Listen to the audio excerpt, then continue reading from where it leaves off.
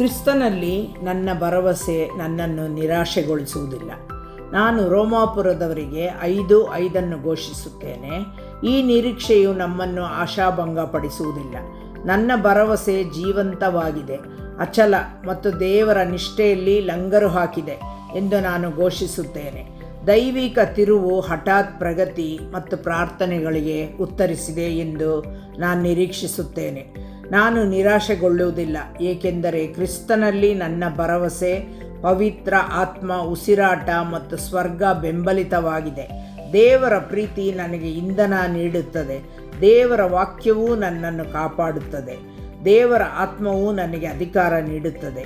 ಇದು ನನ್ನ ಘೋಷಣೆ, ಯೇಸುವಿನ ಹೆಸರಿನಲ್ಲಿ. ಆಮೇನ್. ನನ್ನ ಕಾಣುವವನೇ, ದಿನವು ಕಾಯುವವನೇ, ನನ್ನ ಕಾಣುವವನೇ, ದಿನವು ಕಾಯುವವನೇ,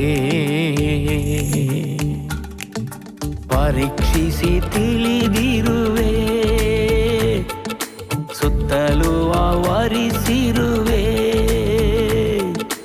ಪರೀಕ್ಷಿಸಿ ತಿಳಿದಿರುವೆ, ಸುತ್ತಲೂ ಆವರಿಸಿರುವೆ. ಕುಳಿತುಕೊಳ್ಳುವುದು ನಾ ಎದ್ದೇಳುವುದು, ಕುಳಿತುಕೊಳ್ಳುವುದು ನಾ ಎದ್ದೇಳುವುದು, ಚೆನ್ನಾಗಿ ಅರಿತಿರುವೆ, ಚೆನ್ನಾಗಿ ಅರಿತಿರುವೆ. ನನ್ನ ಕಾಣುವವನೇ, ದಿನವು ಕಾಯುವವನೇ.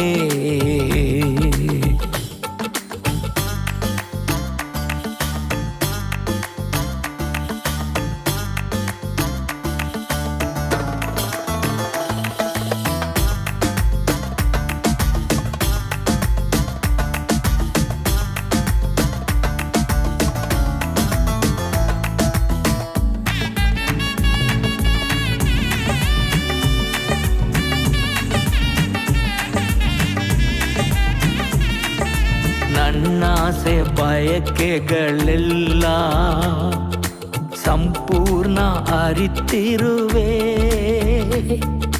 ನನ್ನಾಸೆ ಬಯಕೆಗಳೆಲ್ಲ ಸಂಪೂರ್ಣ ಅರಿತಿರುವೆ. ನಡೆಯೋದನ್ನು ಮಲಗೋದನ್ನು ಅಪ್ಪ ಅರಿತಿರುವೆ,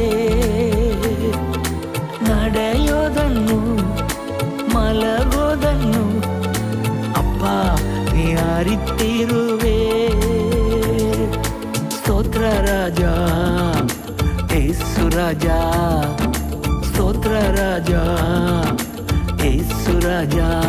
ನನ್ನ ಕಾಣುವವನೇ, ದಿನವು ಕಾಯುವವನೇ.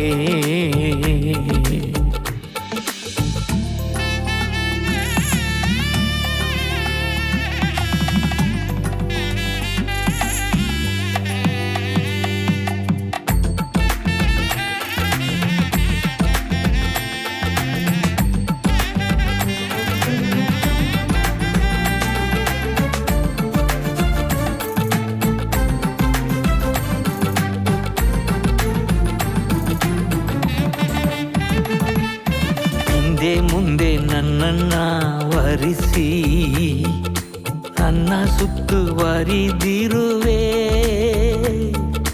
ಹಿಂದೆ ಮುಂದೆ ನನ್ನನ್ನು ವರಿಸಿ ನನ್ನ ಸುತ್ತುವರಿದಿರುವೆ. ನಿನ್ನ ಹಸ್ತದಿಂದ ದಿನವೂ ನನ್ನ ಬಿಗಿಯಾಗಿ ಹಿಡಿದಿರುವೆ, ನಿನ್ನ ಹಸ್ತದಿಂದ ದಿನವೂ ನನ್ನ ಬಿಗಿಯಾಗಿ ಹಿಡಿದಿರುವೆ. ಸ್ತೋತ್ರ ರಾಜ ಯೇಸು ರಾಜ, ಸ್ತೋತ್ರ ರಾಜ ಯೇಸು ರಾಜ.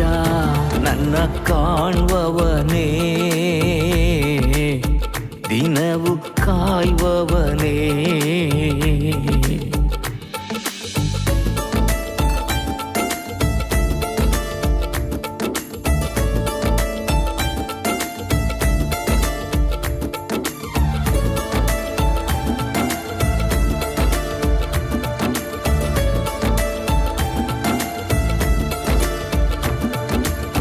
ಗರ್ಭದಲ್ಲೇ ನನ್ನನ್ನು ಕಂಡು ನನ್ನ ರಚನೆಯ ಗಮನಿಸಿದೆ. ಗರ್ಭದಲ್ಲೇ ನನ್ನನ್ನು ಕಂಡು ನನ್ನ ರಚನೆಯ ಗಮನಿಸಿದೆ. ಅದ್ಭುತವಾಗಿ ವಿಚಿತ್ರವಾಗಿ ನನ್ನನ್ನು ರೂಪಿಸಿದೆ. ಅದ್ಭುತವಾಗಿ ವಿಚಿತ್ರವಾಗಿ ನನ್ನನ್ನು ರೂಪಿಸಿದೆ. ಸ್ತೋತ್ರ ರಾಜ ಯೇಸು ರಾಜ, ಸ್ತೋತ್ರ ರಾಜ ಯೇಸು ರಾಜ. ನನ್ನ ಕಾಣುವವನೇ, ದಿನವು ಕಾಯುವವನೇ, ನನ್ನ ಕಾಣುವವನೇ, ದಿನವು ಕಾಯುವವನೇ. ಪರೀಕ್ಷಿಸಿ ತಿಳಿದಿರುವೆ, ಸುತ್ತಲೂ ಆವರಿಸಿರುವೆ. ಪರೀಕ್ಷಿಸಿ ತಿಳಿದಿರುವೆ, ಸುತ್ತಲೂ ಆವರಿಸಿರುವೆ. ಕುಳಿತುಕೊಳ್ಳುವುದು ನಾ ಎದ್ದೇಳುವುದು, ಕುಳಿತುಕೊಳ್ಳುವುದು ನಾ ಎದ್ದೇಳುವುದು. ಚೆನ್ನಾಗಿ ಅರಿತಿರುವೆ, ಚೆನ್ನಾಗಿ ಅರಿತಿರುವೆ, ಚೆನ್ನಾಗಿ ಅರಿತಿರುವೆ,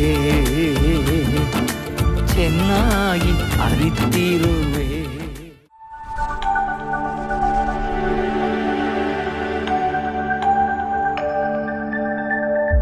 Praise the Lord. ಕರ್ತನಿಗೆ ಸ್ತೋತ್ರ. Our God is a miracle working God. ನಮ್ಮ ದೇವರು ಅದ್ಭುತಗಳನ್ನು ಮಾಡುವ ದೇವರು. He is a God who is a blessing God and he wants to bless us in every walk of our lives. ನಮ್ಮ ದೇವರು ಆಶೀರ್ವದಿಸುವಂತಹ ದೇವರು ಮತ್ತು ನಮ್ಮ ಜೀವನದ ಪ್ರತಿಯೊಂದು ಭಾಗದಲ್ಲಿಯೂ ಸಹ ಆತನು ನಮ್ಮನ್ನು ಆಶೀರ್ವದಿಸಲು ಬಯಸುವಂತಹ ದೇವರು. If you have been praying to God and asking God for a blessing to rest upon your life, I'm telling you today God is going to speak to you through his word and it's going to be a blessing to you and to your families. ಮತ್ತು ನೀವು ಸಹ ಪ್ರಾರ್ಥನೆಯಲ್ಲಿ ದೇವರ ಬಳಿ ಕೇಳುತ್ತಾ ಇದ್ದರೆ ನನ್ನ ಮೇಲೆ ನಿಮ್ಮ ಆಶೀರ್ವಾದಗಳನ್ನು ಇಡೀರಿ ಎಂದು ಈ ಕಾರ್ಯಕ್ರಮದ ಮುಖಾಂತರವಾಗಿ ದೇವರು ನಿಮ್ಮ ಜೊತೆ ಮಾತನಾಡಲಿದ್ದಾರೆ. When you are a child of God, God wants you to be blessed, to be fruitful and to increase in numbers, because this was the plan when God created Adam and Eve and he blessed them and he said them to be fruitful and to increase in every walk of their lives. ದೇವರು ಆದಾಮ ಮತ್ತು ಅವಳನ್ನು ಸೃಷ್ಟಿ ಮಾಡಿದ ನಂತರ ಆತನ ಯೋಜನೆ ಇದಾಗಿತ್ತು, ಅವರು ಆಶೀರ್ವಾದ ಹೊಂದಿ ಫಲಭರಿತರಾಗಿದ್ದು ಎಲ್ಲ ರೀತಿಯಲ್ಲಿ ಹೆಚ್ಚುವರಿಯಬೇಕು ಎಂದು. ಮತ್ತು ಇವತ್ತು ಸಹ ನಾವು ಆತನ ಮಕ್ಕಳಾಗಿದ್ದೇವೆ ಮತ್ತು ಆತನು ಬಯಸುವುದೇನೆಂದರೆ ನಾವು ಆಶೀರ್ವಾದ ಹೊಂದಿ ಫಲಭರಿತರಾಗಿದ್ದು ಎಲ್ಲ ರೀತಿಯಲ್ಲಿ ಹೆಚ್ಚುವರಿಯಬೇಕು. In the last few episodes we were meditating upon how blessings can come in our lives. ಮತ್ತು ಕಳೆದ ಕೆಲವು ಕಾರ್ಯಕ್ರಮಗಳಲ್ಲಿ ನಾವು ಧ್ಯಾನಿಸುತ್ತಾ ಇದ್ದೆವು ಯಾವ ರೀತಿಯಲ್ಲಿ ದೇವರ ಆಶೀರ್ವಾದಗಳು ಬರುತ್ತದೆ ಎಂದು. Blessings comes in our life when we walk with God in his holiness, because our God is a holy God. When you walk with that holiness, God will be able to bless you in every walk of your lives. ಮತ್ತು ನಾವು ನೋಡಿದೆವು, ನಾವು ದೇವರ ಹಾದಿಗಳಲ್ಲಿ ಪರಿಶುದ್ಧತೆಯಲ್ಲಿ ನಡೆಯುವಾಗ ದೇವರ ಆಶೀರ್ವಾದವು ನಮ್ಮ ಮೇಲೆ ಬರುತ್ತದೆ. ಯಾಕೆಂದರೆ ನಮ್ಮ ದೇವರು ಪರಿಶುದ್ಧನಾಗಿ ಇರುವ ದೇವರು ಮತ್ತು ನಾವು ಸಹ ಪರಿಶುದ್ಧರಾಗಿ ಇರಬೇಕು ಎಂದು ಬಯಸುತ್ತಾನೆ. He is a God who is holy and he wants us to be holy. Then we can see the blessings of God in our life. ನಮ್ಮ ದೇವರು ಪರಿಶುದ್ಧನಾಗಿರುವಂತಹ ದೇವರು ಮತ್ತು ನಾವು ಸಹ ಪರಿಶುದ್ಧತೆಯಲ್ಲಿ ನಡೆಯಬೇಕು ಎಂದು ಆತನು ಬಯಸುವಂತಹ ದೇವರು. You cannot serve two masters. If you want to see blessings in your life, you need to walk with God, then you can see blessings in your life. ಮತ್ತು ನೀವು ಎರಡು ಯಜಮಾನರಿಗೆ ಸೇವೆ ಮಾಡಲು ಸಾಧ್ಯವಿಲ್ಲ, ಆದರೆ ನಿಮ್ಮ ಜೀವಿತದಲ್ಲಿ ನೀವು ದೇವರ ಹಿಂದೆ ಬಂದರೆ ಮಾತ್ರ ನಿಮಗೆ ಆಶೀರ್ವಾದಗಳು ಬರುತ್ತದೆ. Second thing we saw, the blessings of God comes to in our life when you make Jesus Christ as your Lord and Savior in your life. ಮತ್ತು ಎರಡನೇದಾಗಿ ನಾವು ನೋಡಿದೆವು, ನಾವು ನಮ್ಮ ಜೀವಿತದಲ್ಲಿ ಯೇಸು ಕ್ರಿಸ್ತನನ್ನು ನಮ್ಮ ಕರ್ತನು ಮತ್ತು ರಕ್ಷಕನಾಗಿ ಮಾಡಿಕೊಳ್ಳುವಾಗ ಆಶೀರ್ವಾದಗಳು ಬರುತ್ತದೆ. Not just for a name's sake you say that Jesus Christ is my Lord, but in every decision, in everything, whatever you do, you need to have Jesus as your Lord and Savior. Then you can see blessings in your life. ನೀವು ಹೆಸರಿಗೆ ಮಾತ್ರ ಯೇಸು ಕ್ರಿಸ್ತನು ನನ್ನ ಕರ್ತನು ಎಂದು ಹೇಳುವುದಲ್ಲ, ಆದರೆ ನೀವು ತೆಗೆದುಕೊಳ್ಳುವಂತ ಪ್ರತಿಯೊಂದು ನಿರ್ಧಾರದಲ್ಲಿಯೂ ಸಹ, ನೀವು ಮಾಡುವಂತ ಪ್ರತಿಯೊಂದು ಕೆಲಸ ಕಾರ್ಯಗಳಲ್ಲಿಯೂ ಸಹ ನೀವು ಯೇಸು ಕ್ರಿಸ್ತನನ್ನು ಕರ್ತನಾಗಿ ಮಾಡಬೇಕು. The Lord was with Joseph, and Joseph saw the blessings of God, and he was prosperous and he was successful. ಯೆಹೋವನು ಯೋಸೇಫನ ಸಂಗಡ ಇದ್ದ ಕಾರಣದಿಂದಾಗಿ ಆತನು ಮಾಡಿದಂತ ಎಲ್ಲಾ ಕೆಲಸದಲ್ಲಿಯೂ ಸಹ ದೇವರು ಆತನನ್ನು ಆಶೀರ್ವದಿಸಿದನು ಮತ್ತು ಆತನು ಅಭಿವೃದ್ಧಿ ಹೊಂದಿ ಸಫಲತೆಯನ್ನು ನೋಡಿದನು. Third thing, we saw that blessings comes in our life when we seek God for everything in our life. ಮತ್ತು ಮೂರನೇದಾಗಿ ನಾವು ನೋಡಿದೆವು, ಆಶೀರ್ವಾದಗಳು ನಮ್ಮ ಜೀವಿತದಲ್ಲಿ ಬರಬೇಕಾದ್ರೆ ನಾವು ಮಾಡುವಂತ ಎಲ್ಲದರಲ್ಲಿಯೂ ಸಹ ನಾವು ದೇವರ ಮೊರೆ ಹೋಗಬೇಕು. When you have that strong relationship in seeking God, it will be a strong foundation, and God takes total control of every decisions and every situation in your life, and He will bring a blessing in your life and in your family. ನೀವು ಮಾಡುವಂತ ಎಲ್ಲಾ ಕೆಲಸದಲ್ಲಿಯೂ ಸಹ ನೀವು ಮೊದಲನೇದಾಗಿ ದೇವರ ಮೊರೆ ಹೋಗುವಾಗ ದೇವರು ಎಲ್ಲವನ್ನು ನೋಡಿಕೊಳ್ಳುತ್ತಾನೆ ಮತ್ತು ನೀವು ಹೋಗಬೇಕಾದ ದಾರಿ ಏನೆಂದು ಆತನು ತೋರಿಸುತ್ತಾನೆ. We saw in the last few episodes about how Jesus had a relationship and how God used him for His glory for 3.5 years in seeing all those miracles what Jesus did for the glory of God. ಮತ್ತು ನಾವು ಯೇಸು ಕ್ರಿಸ್ತನ ಜೀವಿತದಿಂದಲೂ ಸಹ ನೋಡಿದೆವು ಯಾವ ರೀತಿ ಯೇಸು ಕ್ರಿಸ್ತನು ಪ್ರತಿ ಕಾರ್ಯದಲ್ಲಿಯೂ ಸಹ ದೇವರ ಮೊರೆ ಹೋಗುತ್ತಾ ಇದ್ದನು. ಆದ ಕಾರಣದಿಂದಾಗಿ ಆತನು ಈ ಭೂಮಿಯ ಮೇಲೆ ಸೇವೆಯನ್ನು ಮಾಡುವಾಗ ಯಶಸ್ವಿಯಾದ ಅದ್ಭುತವಾದಂತಹ ಒಂದು ಸೇವೆಯನ್ನು ಆತನು ನೋಡಿದನು. Jesus had that strong relationship and continuously he depended on God for everything in his life. That's where he was able to do a successful ministry for 3.5 years. ಆತನು ದೇವರ ಜೊತೆಗೆ ಒಂದು ಶಕ್ತಿಶಾಲಿಯಾದಂತಹ ಒಂದು ಸಂಬಂಧವನ್ನು ಹೊಂದಿದ್ದನು. ಅದು ಮಾತ್ರವಲ್ಲದೆ ಆತನು ಎಲ್ಲಾ ಕಾರ್ಯಗಳನ್ನು ಸಹ ದೇವರ ಮೇಲೆ ಮೊರೆ ಹೋಗಿ ನಂತರ ಮಾತ್ರ ಮಾಡುತ್ತಿದ್ದನು. ಹಾಗಾಗಿ ಆತನು ಮಾಡಿದಂತ ಸೇವೆಯಲ್ಲಿಯೂ ಸಹ ಆತನಿಗೆ ಒಂದು ಯಶಸ್ವಿ ಬಂದಿತ್ತು. Today, if you want to see a blessings in your life, you need to have that consistency, or regularly you need to seek God for everything in your life. ಇವತ್ತು ನಿಮ್ಮ ಜೀವಿತದಲ್ಲಿಯೂ ಸಹ ನೀವು ಆಶೀರ್ವಾದಗಳನ್ನು ನೋಡಬೇಕು ಎಂದರೆ ನೀವು ಸಹ ನಿರಂತರವಾಗಿ ದೇವರ ಮೊರೆ ಹೋಗುತ್ತಲೇ ಇರಬೇಕು. If you see in this world, many people, they want an instant answer from God. They look to God. If God doesn't answer the prayer, they drift away and they go away from God. ಈ ಲೋಕದಲ್ಲಿಯೂ ಸಹ ನಾವು ಅನೇಕ ಜನರನ್ನು ನೋಡಬಹುದಾಗಿದೆ. ಅವರು ದೇವರ ಬಳಿ ಪ್ರಾರ್ಥಿಸುತ್ತಾರೆ, ಆದರೆ ದೇವರು ಅವರ ಪ್ರಾರ್ಥನೆಗೆ ಉತ್ತರವನ್ನು ನೀಡದಿದ್ದರೆ ಅವರು ದೇವರನ್ನು ಬಿಟ್ಟು ಹೋಗುತ್ತಾರೆ. They want instant answer, instant miracles and instant growth, but God often works through process and patience and consistently as you seek God in your lives. ಎಷ್ಟೋ ಜನರು ಅವರ ಜೀವಿತದಲ್ಲಿ ಅವರಿಗೆ ತಕ್ಷಣವಾದಂತಹ ಪ್ರಾರ್ಥನೆಗೆ ಉತ್ತರ ಬೇಕು, ತಕ್ಷಣವಾಗಿ ಅದ್ಭುತಗಳು ನಡೆಯಬೇಕು ಮತ್ತು ಬೆಳವಣಿಗೆ ಬರಬೇಕು ಎಂದು ನೋಡುತ್ತಾರೆ. ಆದರೆ ದೇವರು ಕೆಲವು ಸಮಯ ಏನು ಮಾಡುತ್ತಾನೆ ಎಂದರೆ ಆತನು ತಾಳ್ಮೆಯಿಂದ ಕೆಲಸವನ್ನು ಮಾಡುತ್ತಾನೆ ಮತ್ತು ನಾವು ಸಹ ನಿರಂತರವಾಗಿ ಬಿಟ್ಟುಕೊಳ್ಳದೆ ಆತನ ಬಳಿಗೆ ಹೋಗಬೇಕು. Miracles or your life cannot change suddenly, but it takes time as you look to God and wait upon the Lord and seek God in your life. ಮತ್ತು ಅದ್ಭುತವೆನ್ನುವುದು ಅದು ತಕ್ಷಣ ನಡೆಯುವಂತಹ ಒಂದು ಕಾರ್ಯವಲ್ಲ, ಆದರೆ ನಾವು ದೇವರನ್ನು ನಿರಂತರವಾಗಿ ನೋಡುವಾಗ ಹಂತ ಹಂತವಾಗಿ ದೇವರು ಅದನ್ನು ಮಾಡುತ್ತಾರೆ. It is the result of daily faithfully when you seek God in your life. ಮತ್ತು ನಾವು ವಿಶ್ವಾಸದಿಂದ ನಾವು ನಿರಂತರವಾಗಿ ಪ್ರತಿದಿನ ಆತನ ಮೊರೆ ಹೋಗುವಾಗ ಅದು ನಮ್ಮ ಜೀವಿತದಲ್ಲಿ ನೆರವೇರುತ್ತದೆ. You will seek me and find me when you seek me with all your heart, says in Jeremiah 29 verses 13. ಯೆರೆಮೀಯ 29:13 ಈ ರೀತಿಯಾಗಿ ಹೇಳುತ್ತದೆ, ನೀವು ನನ್ನನ್ನು ಹುಡುಕುವಿರಿ, ಮನಪೂರ್ವಕವಾಗಿ ಹುಡುಕಿದಾಗ ನನ್ನನ್ನು ಕಂಡುಕೊಳ್ಳುವಿರಿ. That means when you look to God and seek God, you need to carry that hungerness and zeal. He is our Abba Father who can do mighty things in our life. And when you look to Him with that zeal and hungerness, with that heart to seek God in your life, I'm telling you, God will be able to always help you out in your life. ಮತ್ತು ನೀವು ಪ್ರತಿ ಸಲ ಆತನ ಪ್ರಸನ್ನತೆಗೆ ಹೋಗುವಾಗ, ಆತನ ಮೊರೆ ಹೋಗುವಾಗ ನೀವು ಆ ಒಂದು ದಾಹದಿಂದ, ಆ ಒಂದು ತವಕದಿಂದ ಆತನ ಬಳಿಗೆ ಹೋಗಬೇಕು. ಆತನು ನನ್ನ ಪರಮ ತಂದೆಯಾಗಿದ್ದಾನೆ ಮತ್ತು ನನಗೆ ಬೇಕಾದ ಎಲ್ಲಾ ಕಾರ್ಯವನ್ನು ಆತನು ನೀಡುತ್ತಾನೆ ಎಂಬ ಆ ದಾಹದಿಂದ ಹೋಗುವಾಗ ದೇವರು ನಿಮ್ಮ ಕೈ ಬಿಡುವುದಿಲ್ಲ, ಆದರೆ ನಿಮ್ಮ ಪ್ರತಿಯೊಂದು ಸನ್ನಿವೇಶದಲ್ಲೂ ನಿಮಗೆ ಸಹಾಯವನ್ನು ಮಾಡುತ್ತಾನೆ. When you seek God daily in your life, it builds a strong foundation in your life where nobody can shake you in your life. ಮತ್ತು ನೀವು ಪ್ರತಿ ದಿನವೂ ಸಹ ದೇವರ ಜೊತೆ ಸಮಯವನ್ನು ಕಳೆಯುವಾಗ ನೀವು ಒಂದು ಶಕ್ತಿಯುತವಾದಂತಹ ಒಂದು ಅಸ್ಥಿಭಾರವನ್ನು ನೀವು ಕಟ್ಟಿಕೊಳ್ಳುತ್ತೀರಾ ಮತ್ತು ಅದರ ಮುಖಾಂತರವಾಗಿ ಯಾವುದೇ ಕೆಟ್ಟ ಕಾರ್ಯ ಬಂದರೂ ಸಹ ಅದು ನಿಮ್ಮನ್ನು ಅಲುಗಾಡಿಸಲು ಸಾಧ್ಯವಿಲ್ಲ. When you seek God constantly, I'm telling you, it brings a transformation in your life. life. ಮತ್ತು ನೀವು ನಿರಂತರವಾಗಿ ದೇವರನ್ನು ಹುಡುಕುವಾಗ, ದೇವರ ಮೊರೆ ಹೋಗುವಾಗ ಅದು ನಿಮ್ಮ ಜೀವಿತದಲ್ಲಿ ಒಂದು ಬದಲಾವಣೆಯನ್ನು ತರುತ್ತದೆ. Many of us, we go to gym and we work out. Your body is not immediately formed, but it takes some time. You go and work out every day and you follow that pattern. I'm telling you, once when you keep on doing it over a period of time, your body comes to a proper structure and you see a result in those things. ಎಷ್ಟೋ ಜನರು ಅವರು ಜಿಮ್ಗೆ ಹೋಗುತ್ತಾರೆ ಮತ್ತು ಅಲ್ಲಿ ಅವರು workout ಮಾಡಿದ ನಂತರ ತಕ್ಷಣವೇ ಅವರ ದೇಹವು ಬದಲಾಗುವುದಿಲ್ಲ, ಆದರೆ ಹಂತ ಹಂತವಾಗಿ ಅವರು ಮಾಡುತ್ತಾ ಇದ್ದಂತೆ ಅವರ ದೇಹವು ಬದಲಾಗುತ್ತದೆ. In the same way, your spiritual strength will also increase when you constantly look to God and seek God and have that specific time with God. Then you will see the blessings of God in your life. ಅದೇ ರೀತಿಯಲ್ಲಿ ನಿಮ್ಮ ಆತ್ಮಿಕ ಜೀವಿತದಲ್ಲಿಯೂ ಸಹ ನೀವು ಹಂತ ಹಂತವಾಗಿ ಬದಲಾಗುತ್ತೀರಾ ಮತ್ತು ನೀವು ನಿರಂತರವಾಗಿ ದೇವರ ಮೊರೆ ಹೋಗುವಾಗ ಆಗ ನೀವು ಆಶೀರ್ವಾದಗಳು ಬರುವುದನ್ನು ನೋಡುತ್ತೀರಾ. Matthew chapter 5 verse 6 says, "Blessed are those who are hunger and thirst for righteousness, for they shall be filled." ಮತ್ತಾಯ 5:6 ಈ ರೀತಿಯಾಗಿ ಹೇಳುತ್ತದೆ, ನೀತಿಗೆ ಹಸಿದು ಬಾಯಾರಿದವರು ಧನ್ಯರು, ಅವರು ತೃಪ್ತಿಯಾಗುವರು. When you are hunger and thirst for God's righteousness, I am telling you, God says that He will be able to fill you in abundant and grace and a double portion of blessings in your life.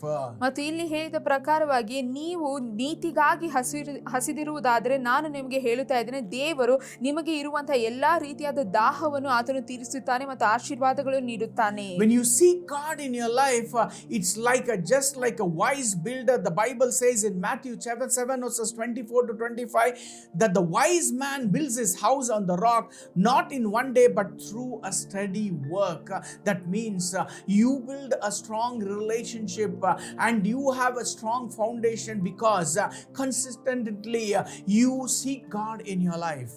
ಮತ್ತು ಯೇಸು ಕ್ರಿಸ್ತನು ಮತ್ತಾಯ 7:24-25 ಈ ರೀತಿಯಾಗಿ ಹೇಳುತ್ತಾನೆ, ಒಬ್ಬ ಬುದ್ಧಿ ಉಳ್ಳಂತ ವ್ಯಕ್ತಿಯು ಆತನ ಮನೆಯನ್ನು ಬಂಡೆಯ ಮೇಲೆ ಕಟ್ಟಿಕೊಳ್ಳುತ್ತಾನೆ ಮತ್ತು ಆತನು ಏನೇ ಬಂದರೂ ಸಹ ಅದು ಅಲುಗಾಡುವುದಿಲ್ಲ ಎಂದು. ಅದೇ ರೀತಿಯಲ್ಲಿಯೂ ಸಹ ನಾವು ಆತನ ಮೊರೆ ಹೋಗುವಾಗ, ಆತನನ್ನು ಹುಡುಕುವಾಗ ನಾವು ಸಹ ಶಕ್ತಿಯುತವಾದ ರೀತಿಯಲ್ಲಿ ಒಂದು ಶಕ್ತಿಯುತವಾದ ಅಸ್ಥಿಭಾರವನ್ನು ನಾವು ಕಟ್ಟಿಕೊಳ್ಳುತ್ತೇವೆ ಮತ್ತು ಯಾವುದು ಸಹ ನಮ್ಮನ್ನು ಅಲುಗಾಡಿಸಲು ಸಾಧ್ಯವಿರುವುದಿಲ್ಲ. When storms come, only what is built consistently will stand firm in our lives. ಮತ್ತು ನಮ್ಮ ಜೀವಿತದಲ್ಲಿ ಯಾವುದೇ ರೀತಿಯಂತಹ ಬಿರುಗಾಳಿಗಳು ಬಂದರೂ ಸಹ ನಾವು ಆತನ ಮೇಲೆ ಒಂದು ಶಕ್ತಿಯುತವಾದಂತಹ ಮನೆಯನ್ನು ಕಟ್ಟಿಕೊಂಡರೆ ಮಾತ್ರ ಅದು ಬೀಳಲು ಸಾಧ್ಯವಿಲ್ಲ. So how do you seek God in your life? ಹಾಗಾದ್ರೆ ನೀವು ಯಾವ ರೀತಿಯಲ್ಲಿ ದೇವರನ್ನು ಹುಡುಕಬಹುದು? You need to carry that zeal and hunger that you're meeting with Abba Father. Every day you need to have that specific time in your life. ನಿಮ್ಮ ಜೀವಿತದಲ್ಲಿ ನೀವು ಪ್ರತಿ ದಿನವೂ ಸಹ ಆತನ ಜೊತೆ ಕಳೆಯುವಂತ ಒಂದು ಸಮಯ ಇರಬೇಕು ಮತ್ತು ನೀವು ಆ ಸಮಯದಲ್ಲಿ ದೇವರ ಜೊತೆ ಸಮಯವನ್ನು ಕಳೆಯುವಾಗ ನೀವು ದಾಹದಿಂದ ಹೋಗಬೇಕು. And you need to read the word because through the word God speaks to us. When you read the word, it is you communicating with God and God will communicate us through His promise and through His word. ಮತ್ತು ನೀವು ಪ್ರತಿ ದಿನವೂ ಸಹ ದೇವರ ವಾಕ್ಯವನ್ನು ಓದಬೇಕು. ಯಾಕೆಂದರೆ ನೀವು ದೇವರ ವಾಕ್ಯವನ್ನು ಓದುವಾಗ ದೇವರು ನಿಮ್ಮ ಜೊತೆ ಆತನ ವಾಕ್ಯದ ಮುಖಾಂತರವಾಗಿ ಮಾತನಾಡುತ್ತಾನೆ. And daily we need to submit to God and surrender to God and submit all our things, all our plans, all our decisions, all our family things into the Lord's hand and wait upon the Lord and asking God's will to direct our paths. ಮತ್ತು ನಾವು ಪ್ರತಿ ದಿನವೂ ಸಹ ನಾವು ಮಾಡುವಂತ ಎಲ್ಲ ಕೆಲಸ ಕಾರ್ಯಗಳಲ್ಲಿಯೂ ಸಹ ನಾವು ತೆಗೆದುಕೊಳ್ಳುವಂತ ಪ್ರತಿಯೊಂದು ನಿರ್ಧಾರದಲ್ಲಿಯೂ ಸಹ ಎಲ್ಲವನ್ನು ದೇವರ ಕೈಗೆ ಒಪ್ಪಿಸಿಕೊಡಬೇಕು. When you do these things, nothing can be able to shake in your life. No Satan can bring an attack upon your life. No decisions of you can go wrong in your life because you see the God's protection will be there always in your lives. ಮತ್ತು ನೀವು ಈ ರೀತಿಯಾಗಿ ಮಾಡುವಾಗ ನೀವು ನೋಡಬಹುದು, ಯಾವುದೇ ರೀತಿಯಲ್ಲಿಯೂ ಸಹ ಸೈತಾನನ ಯಾವುದೇ ದಾಳಿ ನಿಮ್ಮನ್ನು ಮುಟ್ಟಲು ಸಾಧ್ಯವಿಲ್ಲ ಮತ್ತು ಸೈತಾನನು ನಿಮ್ಮನ್ನು ಅಲುಗಾಡಿಸಲು ಸಾಧ್ಯವಿಲ್ಲ. ಯಾಕೆಂದ್ರೆ ನೀವು ಹೀಗೆ ಮಾಡುವಾಗ ದೇವರ ಒಂದು ಸಂರಕ್ಷಣೆಯು ನಿಮ್ಮ ಮೇಲೆ ಇರುತ್ತದೆ. God honors those who seek persistently in their lives. ಮತ್ತು ಯಾರೆಲ್ಲ ನಿರಂತರವಾಗಿ ದೇವರನ್ನು ಹುಡುಕುತ್ತಾರೋ ದೇವರು ಅಂತವರನ್ನು ಗೌರವಿಸುತ್ತಾನೆ. God doesn't look for perfection, but God is looking for people who seek Him all the days of their life and depend on God and depend on God's will in their lives. ಮತ್ತು ದೇವರು ಪರಿಪೂರ್ಣವಾಗಿ ಇರುವುದಕ್ಕಾಗಿ ನೋಡುವುದಿಲ್ಲ, ಆದರೆ ನಾವು ಮಾಡುವಂತ ಪ್ರತಿ ದಿನ ಪ್ರತಿ ಕೆಲಸದಲ್ಲಿಯೂ ಸಹ ನಾವು ನಿರಂತರತೆಯನ್ನು ಮಾಡಬೇಕು ಎಂದು ಆತನು ಬಯಸುತ್ತಾನೆ. The Bible speaks about a persistent widow who went to the king always and asking and crying out to the king. ಮತ್ತು ಇಲ್ಲಿ ಸತ್ಯವೇದವು ನಮಗೆ ಒಂದು ಹೆಂಗಸಿನ ಕುರಿತಾಗಿ ಹೇಳುತ್ತದೆ. ಅವಳು ಒಂದು ವಿಧವೆಯಾಗಿದ್ದಳು ಮತ್ತು ಯಾವ ರೀತಿಯಲ್ಲಿ ಅವಳು ನಿರಂತರವಾಗಿ ಹೋಗಿ ಕೇಳಿಕೊಳ್ಳುತ್ತಾ ಇದ್ದಳು. The widow kept coming again and again until she received justice, the Bible says. ಮತ್ತು ಸತ್ಯವೇದವು ಹೇಳುತ್ತದೆ ಈ ವಿಧವೆಯು ಸಹ ಅವಳಿಗೆ ನ್ಯಾಯ ದೊರೆಯುವ ತನಕ ಮತ್ತೆ ಮತ್ತೆ ಹೋಗಿ ಕೇಳುತ್ತಲೇ ಇದ್ದಳು. So Jesus used this story to teach us that we should always pray and not to give up in our life. ಮತ್ತು ಈ ಒಂದು ಕಥೆಯ ಮುಖಾಂತರವಾಗಿ ಯೇಸು ನಮಗೆ ಹೇಳಿಕೊಡುತ್ತಾನೆ, ನಾವು ಬಿಟ್ಟು ಕೊಡದೆ ನಿರಂತರವಾಗಿ ಯಾವಾಗಲೂ ಪ್ರಾರ್ಥಿಸಬೇಕು. Your breakthrough can come only when you seek God consistently and to depend on God for everything in your life. ಮತ್ತು ನಿಮಗೆ ಬೇಕಾಗಿರುವಂತಹ ಒಂದು ಬಿಡುಗಡೆಯು ನಿಮಗೆ ಬರುತ್ತದೆ. ಅದು ಯಾವಾಗ ಎಂದರೆ ನೀವು ನಿರಂತರವಾಗಿ ದೇವರ ಮೊರೆ ಹೋಗುವಾಗ ಮತ್ತು ಬಿಟ್ಟು ಕೊಡದೆ ಆತನ ಮೇಲೆ ನೀವು ಅವಲಂಬಿತವಾಗಿರುವಾಗ. Your consistency in seeking God leads to a gradual but a powerful transformation which God can bring in your life. ನಿಮ್ಮ ನಿರಂತರತೆಯು ನಿಮ್ಮ ಜೀವಿತದಲ್ಲಿ ಹಂತ ಹಂತವಾಗಿ ಆದರೆ ಸಂಪೂರ್ಣವಾದಂತಹ ಒಂದು ಬದಲಾವಣೆಯನ್ನು ಅದು ತರುತ್ತದೆ. If you see in Peter's life was transformed. Even though he betrayed Jesus, he was God able to touch his life. ಮತ್ತು ನಾವು ಪೇತ್ರನ ಜೀವಿತದಲ್ಲಿ ಸಹ ನೋಡಬಹುದಾಗಿದೆ. ಆತನು ಯೇಸುವಿಗೆ ಮೋಸವನ್ನು ಮಾಡಿದನು, ಆದರೂ ಸಹ ಮತ್ತೆ ಯೇಸು ಕ್ರಿಸ್ತನು ಆತನ ಜೀವನವನ್ನು ಕಟ್ಟಿದನು. He was impulsive, fearful, and he denied Jesus that he was not with Jesus. ಮತ್ತು ಆತನು ಭಯಪಟ್ಟು ಹೆದರಿ ಆತನಿಗೆ ಯೇಸು ಯಾರು ಎಂದು ಗೊತ್ತಿಲ್ಲ ಎಂದು ಹೇಳುತ್ತಾನೆ. But in the end we saw that Peter was raised up as a powerful preacher to preach the gospel to the people. ಆದರೆ ಕೊನೆಯದಾಗಿ ನಾವು ನೋಡುವಾಗ ಅದೇ ಪೇತ್ರನನ್ನು ದೇವರು ಅಭಿಷೇಕಿಸುತ್ತಾರೆ ಮತ್ತು ಆತನು ಒಂದು ಶಕ್ತಿಯುತ ವ್ಯಕ್ತಿಯಾಗಿ ಎದ್ದೇಳುತ್ತಾನೆ ಮತ್ತು ದೇವರ ಸುವಾರ್ತೆಯನ್ನು ಸಾರುತ್ತಾನೆ. Peter was not changed overnight, but he was transformed through consistent relationship with Jesus. ಮತ್ತು ಪೇತ್ರನ ಜೀವಿತವನ್ನು ನೋಡುವಾಗ ಆತನು ಒಂದು ರಾತ್ರಿಯಲ್ಲಿ ಬದಲಾವಣೆಯನ್ನು ನೋಡಿಲ್ಲ, ಆದರೆ ನಿರಂತರವಾಗಿ ಆತನು ದೇವರನ್ನು ಹುಡುಕುವಾಗ ಬದಲಾವಣೆಯು ಬಂದಿತ್ತು. But grow in the grace and knowledge of our Lord. 2 Peter 3:18 says. 2 ಪೇತ್ರನು 3:18 ಈ ರೀತಿಯಾಗಿ ಹೇಳುತ್ತದೆ, ನಾವು ದೇವರ ಜ್ಞಾನದಲ್ಲಿ ಬೆಳೆಯಬೇಕು ಎಂದು. When you seek God, it produces spiritual fruit and blessings in your life. ಮತ್ತು ನಾವು ದೇವರನ್ನು ಹುಡುಕುವಾಗ ಅದು ನಮ್ಮ ಆತ್ಮಿಕವಾದ ರೀತಿಯಲ್ಲಿ ನಾವು ಫಲಭರಿತರಾಗಿ ಇರಲು ನಮಗೆ ಸಹಾಯ ಮಾಡುತ್ತದೆ. Your spiritual fruit does not appear suddenly, but it grows with time when you seek God every day in your life.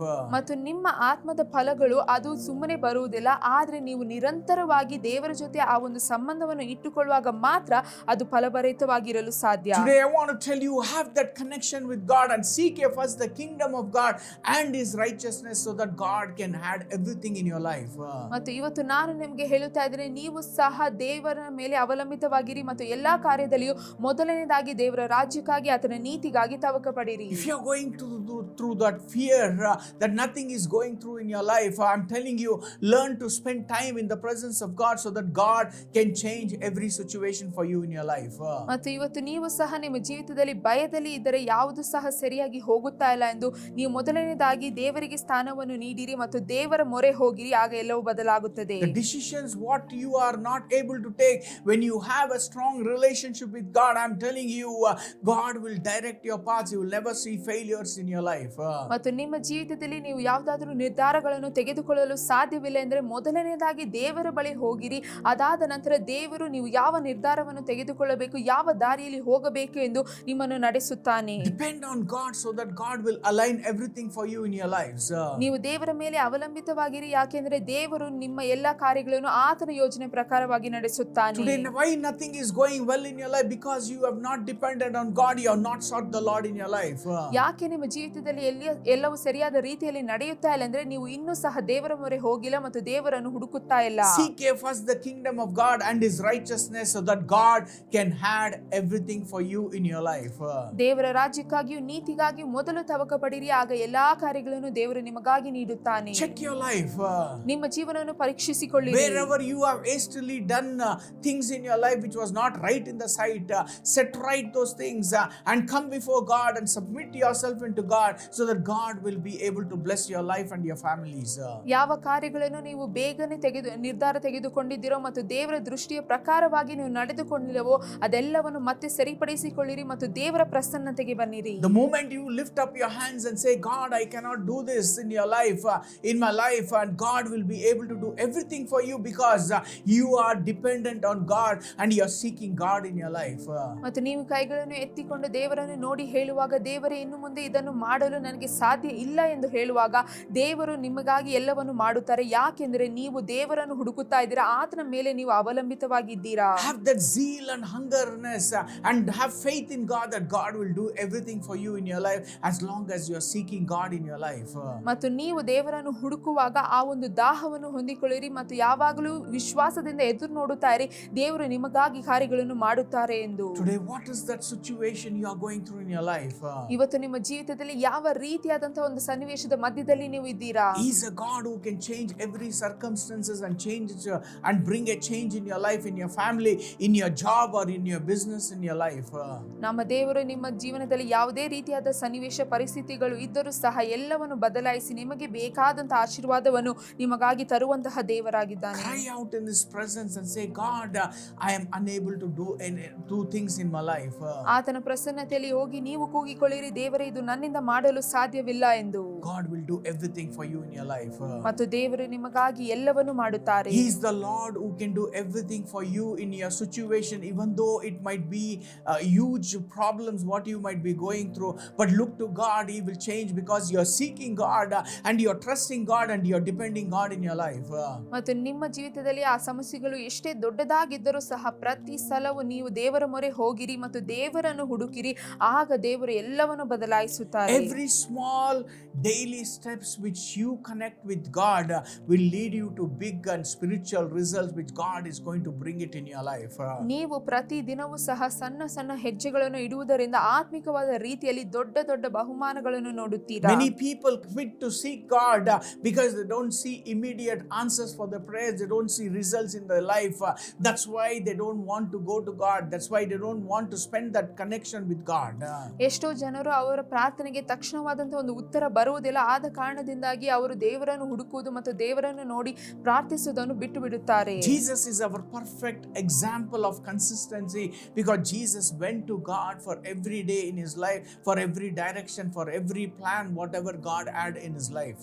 ಆದರೆ ನಮಗೆ ಯೇಸು ಕ್ರಿಸ್ತನೇ ಒಂದು ಸರಿಯಾದಂತಹ ಒಂದು ಮಾದರಿಯಾಗಿದ್ದಾರೆ. ಯಾವ ರೀತಿಯಲ್ಲಿ ನಾವು ಯಾವುದೇ ಸನ್ನಿವೇಶ ಬಂದರೂ, ಯಾವುದೇ ರೀತಿಯಾದಂತಹ ಒಂದು ಪರಿಸ್ಥಿತಿಯಲ್ಲಿ ಇದ್ದರೂ ಸಹ ಮೊದಲನೇದಾಗಿ ನಾವು ದೇವರನ್ನು ಹುಡುಕಬೇಕು ಎಂದು. Follow the example of Jesus so that you will also see the blessings in your life. ನೀವು ಸಹ ಯೇಸುವಿನ ಆ ಒಂದು ಮಾದರಿಯನ್ನು ಹಿಂಬಾಲಿಸಿರಿ, ಆಗ ನೀವು ಯೇಸು ನೋಡಿದಂತಹ ಅದೇ ರೀತಿಯಾದಂತಹ ಕಾರ್ಯಗಳನ್ನು ನೋಡುತ್ತೀರಾ. Today, whatever situation you are going through, I am telling you, make that decision in the presence of God that I will go before God and I will seek my God all the days of my life. ಇವತ್ತು ಸಹ ನೀವು ಯಾವುದೇ ಪರಿಸ್ಥಿತಿಯಲ್ಲಿ ಇದ್ದರೂ ಸಹ ದೇವರ ಪ್ರಸನ್ನತೆಗೆ ಹೋಗಿ ಹೇಳಿರಿ, ದೇವರೇ ಇವತ್ತಿನಿಂದ ನಾನು ಪ್ರತಿ ದಿನವೂ ಸಹ ಪ್ರತಿಯೊಂದು ಹಂತದಲ್ಲಿಯೂ ಸಹ ನಿಮ್ಮ ಮೊರೆ ಬರುತ್ತೇನೆ ಎಂದು. Things will begin to change in your life. ಆಗ ನಿಮ್ಮ ಜೀವಿತದಲ್ಲಿ ಎಲ್ಲಾ ಕಾರ್ಯಗಳು ಬದಲಾಗಲು ಆರಂಭಿಸುತ್ತದೆ. Let's pray right now. ಈಗ ನಾವು ಪ್ರಾರ್ಥಿಸೋಣ. Father, we thank you, Lord, for this time, oh God, even as Lord, we might have failed in our life, oh God, but today we make a decision that, Lord, we will depend on you for your will, for your plan to happen in our lives. ಮತ್ತು ದೇವರೇ, ಈ ಒಂದು ಸಮಯದಲ್ಲಿಯೂ ಸಹ ಈ ಒಂದು ಸಮಯ ಕೊಟ್ಟಿರುವುದಕ್ಕಾಗಿ ಸ್ತೋತ್ರಗಳು. ಮತ್ತು ಈಗ ನಾವು ಎಲ್ಲವನ್ನು ನಿಮ್ಮ ಕೈಗಳಿಗೆ ಒಪ್ಪಿಸಿಕೊಡ್ತಾ ಇದ್ದೇವೆ, ಮತ್ತೆ ನಾವು ನಿಮ್ಮನ್ನು ಹುಡುಕುತ್ತೇವೆ ಎಂದು. Lord, we are unable to overcome the situation what we are going through in our life, oh God. ದೇವರೇ, ನಾವು ನಮ್ಮ ಜೀವನದಲ್ಲಿ ಹಾದು ಹೋಗುತ್ತಾ ಇರೋ ಪರಿಸ್ಥಿತಿಗಳನ್ನು ನಾವು ಜಯಿಸಲು ಸಾಧ್ಯವಿಲ್ಲ. The debts what we are going through in our lives. ನಮ್ಮ ಜೀವನದಲ್ಲಿ ಇರುವಂತಹ ಸಾಲಗಳು, The failures what we are going through in our lives. ನಮ್ಮ ಜೀವನದಲ್ಲಿ ಇರುವಂತಹ ಸೋಲುಗಳು, The family problems what we are going through in our lives. ನಮ್ಮ ಜೀವನದಲ್ಲಿ ಇರುವಂತಹ ಕುಟುಂಬ ಸಮಸ್ಯೆಗಳು. Lord, we are unable to overcome this, oh God. ಈ ಎಲ್ಲ ಕಾರ್ಯಗಳನ್ನು ನಾವೇ ಜಯಿಸಲು ಸಾಧ್ಯವಿಲ್ಲ. This morning we seek you, Lord. ಈ ಬೆಳಗಿನ ಸಮಯದಲ್ಲಿ ನಾವು ನಿಮ್ಮ ಮೊರೆ ಬರುತ್ತಾ We ಇದ್ದೇವೆ. depend on you, Lord. ನಾವು ನಿಮ್ಮನ್ನು ಅವಲಂಬಿಸುತ್ತಾ For ಇದ್ದೇವೆ. you are our Lord, a God who can deliver us from all these problems, oh God. ಯಾಕೆಂದ್ರೆ ನೀವೇ ನಮ್ಮನ್ನು ಎಲ್ಲಾ ಸಮಸ್ಯೆಗಳಿಂದ ಬಿಡಿಸಲು ಸಾಧ್ಯ ಇರುವಂತ ಕರ್ತನು. Create that zeal and hunger in us to seek you, Lord, and to wait upon your voice, oh God, to wait upon the decision what you have for our life, our families, oh God. ಮತ್ತು ನಾವು ದಾಹದಿಂದ ನಿಮ್ಮ ಒಂದು ಪ್ರಸನ್ನತೆಯಲ್ಲಿ ನಿಮಗಾಗಿ, ನಿಮ್ಮ ಯೋಜನೆ, ನಿಮ್ಮ ಚಿತ್ತಗಳಿಗಾಗಿ ಕಾಯುತ್ತಾ ಇರಲು ನಮಗೆ ಸಹಾಯ ಮಾಡಿರಿ. Lord, we thank you, Lord Jesus. We want you to come into our life, into our situation, and help us to release us from all these problems in our life. ಮತ್ತು ಯೇಸುವೆ, ನೀವು ನಮ್ಮ ಸನ್ನಿವೇಶ, ನಮ್ಮ ಜೀವನದ ಒಳಗಾಗಿ ಬನ್ನಿರಿ ಮತ್ತು ನೀವು ನಮಗೆ ಎಲ್ಲ ರೀತಿಯಲ್ಲೂ ಬದಲಾಯಿಸಿಕೊಳ್ಳಲು ಸಹಾಯ ಮಾಡಿರಿ. We thank you, we love you, we praise you. ನಿಮಗೆ ಎಲ್ಲ ರೀತಿಯಾದ ವಂದನೆಗಳು, ಸ್ತೋತ್ರಗಳು ಕರ್ತನೆ. In Jesus' name we pray. ಯೇಸುವಿನ ನಾಮದಲ್ಲಿ Amen. ಆಮೆನ್.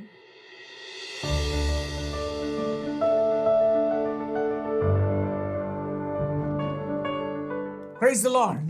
ಕರ್ತನಿಗೆ ಸ್ತೋತ್ರ. God is a miracle working God. I'm going to pray right now. God has put that burden in me to pray for those people who are going through a job issue or financial problems.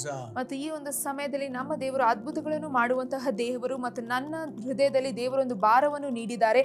ಆರ್ಥಿಕ ಸಮಸ್ಯೆಗಳು ಮತ್ತು ಕೆಲಸವಿಲ್ಲದೆ ಕಷ್ಟಪಡುತ್ತಾ ಇರುವ ಜನರಿಗಾಗಿ ಪ್ರಾರ್ಥಿಸುವುದಕ್ಕಾಗಿ. Many of you are going through financial problem and crisis. I'm telling you, today is your day, because God is going to release you from all those bondages what you are going through, and God will open a door for you in your lives.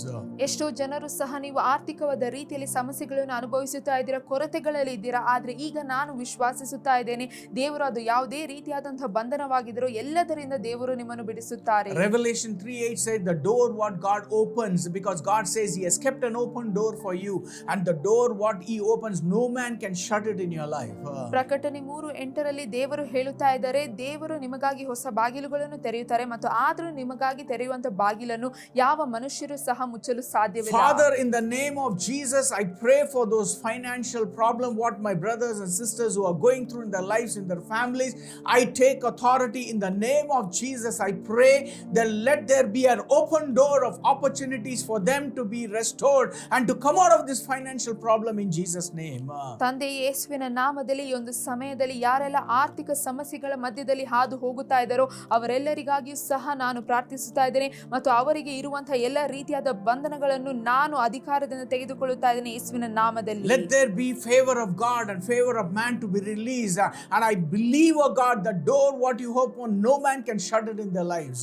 ಮತ್ತು ದೇವರೇ, ಈ ಒಂದು ಸಮಯದಲ್ಲಿಯೂ ಸಹ ಅವರಿಗೆ ನಿಮ್ಮ ಜೊತೆ ಮತ್ತು ಮನುಷ್ಯರ ಜೊತೆಗೆ ಆತನು ನಿಮ್ಮ ಒಂದು ಕೃಪೆಯೂ ಇರಲಿ, ನಿಮ್ಮ ಒಂದು ದಯೆಯೂ ಇರಲಿ ಮತ್ತು ದೇವರೇ, ನೀವು ಅವರಿಗಾಗಿ ತೆರೆಯುವಂತ ಬಾಗಿಲನ್ನು ಯಾರು ಸಹ ಮುಚ್ಚಲು ಸಾಧ್ಯವಿಲ್ಲ. The devil, what it's told, I declare and decree it as per the word, let it return back in sevenfold in Jesus' name. ಮತ್ತು ಸೈತಾನನು ಯಾವ ಎಲ್ಲ ಕಾರ್ಯಗಳನ್ನು ಅವರ ಜೀವಿತದಿಂದ ತೆಗೆದುಕೊಂಡಿದ್ದಾನೆಯೋ, ನಾಶಪಡಿಸಿದ್ದಾನೆಯೋ, ಈಗಲೇ ಯೇಸುವಿನ ನಾಮದಲ್ಲಿ 7ರಷ್ಟು ಅದು ಹಿಂತಿರುಗಿ ಬರಲಿ. Lord, I pray that, Lord, they will have a testimony to glorify your name, oh God, and I see in the name of Jesus, oh God, let the door what you are going to open, oh God, in a week's time, let there be new doors and new opportunities and change every situation for them in Jesus' name. ಮತ್ತು ತಂದೆಯೇ, ನೀವು ಅವರ ಜೀವಿತದಲ್ಲಿ ತೆರೆಯುವಂತಹ ಬಾಗಿಲುಗಳು ಯಾರು ಸಹ ಮುಚ್ಚಲು ಸಾಧ್ಯವಿಲ್ಲ ಮತ್ತು ಇನ್ನು ಒಂದು ವಾರದ ಸಮಯದಲ್ಲಿ ನೀವು ಹೊಸ ಬಾಗಿಲುಗಳನ್ನು ತೆರೆಯುತ್ತಾ ಇದ್ದೀರಾ. Clear all the debts, oh God, and help them to come out of the debts so that they will stand as a testimony for the glory of God.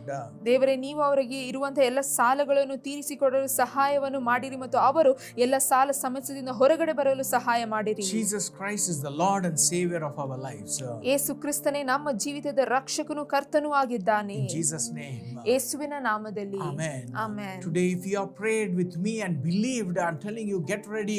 There's a new door God is going to open in very soon.